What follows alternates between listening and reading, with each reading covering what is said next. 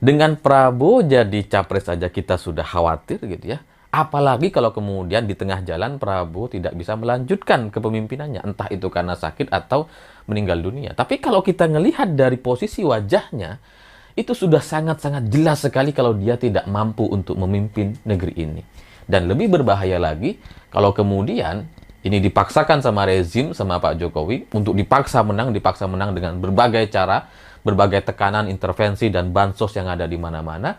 Dan pada akhirnya yang muncul adalah Gibran. Orang yang tidak punya kebijaksanaan, tidak punya adab sopan santun, dan dia juga tidak punya ilmu yang cukup untuk memimpin negeri ini. Jadi, bagi saya ini adalah sebuah alarm untuk kita semua. Semua orang harus melihat video ini, gitu ya. Tolong disebarkan video Prabowo yang mukanya sudah nggak ada ekspresi itu. Itu adalah wajah-wajah orang yang begitu kelelahan, yang sudah tidak tahu dia mau ngapain, yang pokoknya dia ikut aja, gitu ya.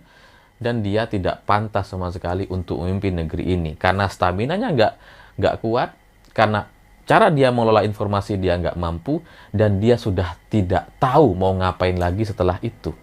Jadi mudah digiring kanan kiri dan dia hanya jadi objek saja gitu. Sehingga disuruh joget-joget, ini joget lagi gitu. Ini kan nggak pantas untuk kita jadikan pemimpin. Apa iya kita mau jadikan negara ini dipimpin oleh orang yang sudah tidak punya ekspresi seperti itu? Dan ya kita soal usia, soal umur itu takdir Tuhan yang Maha Kuasa. Kita tidak pernah tahu, tapi dari tanda-tandanya kita bisa ngelihat gitu.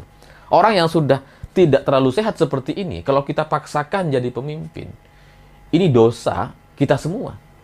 Jangankan jadi pemimpin. Prabowo kalau ngelamar kerja di perusahaan nggak akan diterima dengan kondisi fisik yang seperti itu.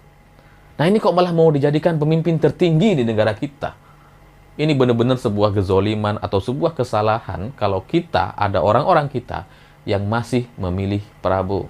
Bagi saya, dalam ajaran dan keyakinan saya, itu adalah bagian dari dosa-dosa besar yang seharusnya tidak kita lakukan.